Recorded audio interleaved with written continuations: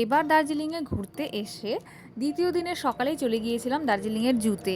আর বাচ্চা নিয়ে কেউ যদি দার্জিলিংয়ে আসে আর জুতে না আসে, সেক্ষেত্রে বলবো যে এক কথায় বোকামি। কারণ জুতে আসলে কিন্তু বাচ্চারা ভীষণ খুশি হয়। আর যেহেতু এখানে অনেক জিনিস জানার আছে, দেখার আছে, তাই বাচ্চার বাবা মায়েরও কিন্তু ভালোই লাগে। আর এই যে টিকিট কাউন্টারে দাঁড়িয়ে পড়েছে আমার বর।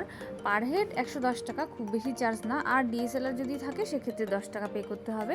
তো 3টে টিকিট আমাদের কাটা হয়ে গেছে। এবার যাচ্ছি ভেতরে। তো ভেতরে ঢুকেই না একটা দোকানে আমার চোখটা সবার প্রথমে আটকে গেল। আসলে মেয়ে বেবিদের ড্রেস না ভীষণ অ্যাট্রাকটিভ হয়, আর এই দুটো ড্রেস আমার ভীষণ ভালো লেগেছিল।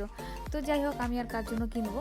আর এখানে কিন্তু ট্র্যাডিশনাল ড্রেস পরে ছবি তোলারও সুব্যবস্থা রয়েছে। তো কয়েক বছর আগে যখন জুতে এসেছিলাম তখন ছেলেটা আমার অনেকটাই ছোট ছিল, বারবার কোলে নিতে হচ্ছিল, তাই সবটা কভার করতে পারিনি। তবে আজ দেখা যাক কতটা কি দেখতে পারি। তো গতবার যখন এসেছিলাম হাতের ডান দিকেই কিন্তু এখানে ভাল্লুক ছিল, আজও আছে, কিন্তু ভাল্লুক বাবাজি খাওয়া দাওয়া করে রেস্ট করছে, তাই তার দেখা কিন্তু পেলাম না। তো চলো আর কে কে আছে তাদের একটু দেখে নেই। তো প্রথমেই এইখানে কিন্তু আছে হলো হিমালয়ান গোরাল, যেটা দেখতে আমাদের অনেকটাই, মানে আমাদের এখানে যে ছাগল আছে অনেকটাই ছাগলের মতন। আর এইখানে আছে হিমালয়ান থার।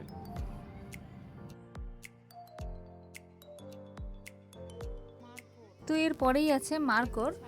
তো ওই যে একটা দেখা যাচ্ছে অনেকটা দূরে রয়েছে, সে খাবার খাচ্ছে বা কিছু একটা করছে। আর এগুলো হলো সাম্বার ডিয়ার। সামনে যেটা দেখা যাচ্ছে হয়তো বাচ্চা, তাই ওর শিংগুলো কিন্তু এখনো ভালোভাবে হয়নি। তো আর এই যে এগুলো হলো ইয়াক। ছোটবেলায় নিজেরাও পড়েছি আর বাচ্চাদেরও পড়িয়েছি ওয়াইফ আর ইয়াক। তো বলতে আমার লজ্জা নেই, আজ প্রথমবার আমিও ইয়াক দেখলাম। তো এইদিকে তাকিয়ে দেখি প্রাণীদের গতিবেগের চার্ট অতি মনোযোগ সহকারে দাঁড়িয়ে দাঁড়িয়ে দেখছে আমার ছেলে।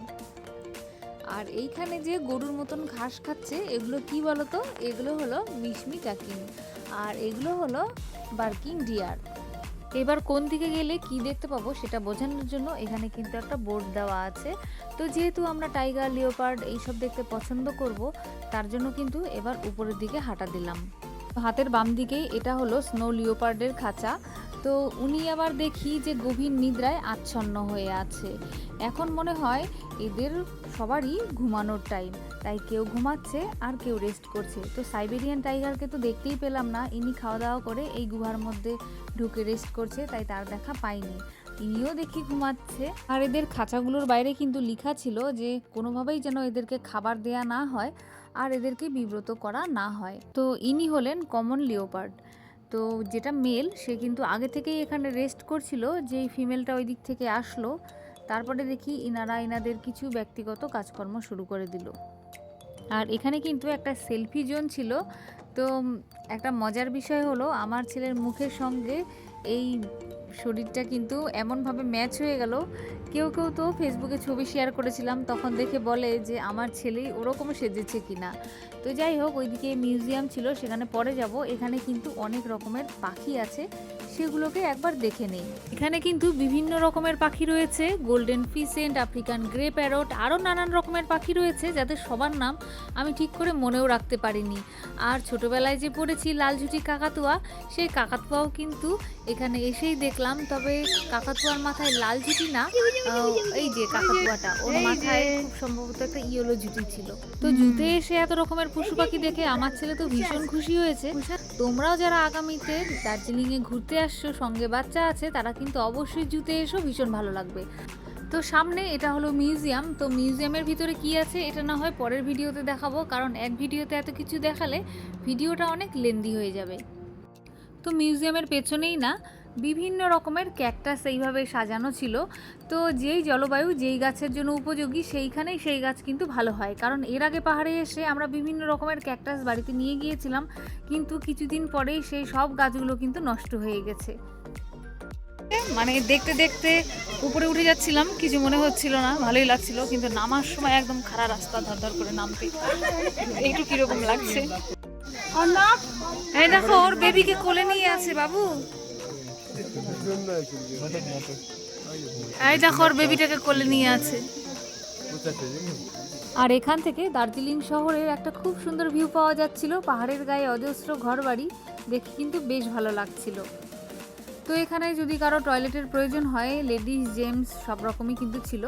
তো এই যে পাহাড়ে যতবারই ঘুরতে আসি এই ট্র্যাডিশনাল ড্রেস পরে ছবি তোলার শখ বহুদিনের, কিন্তু কখনো বরকে রাজি করাতে পারিনি। সে বলে এই একই ড্রেস কতজনা পরছে, গা কুটকুট করবে, অ্যালার্জি উঠবে।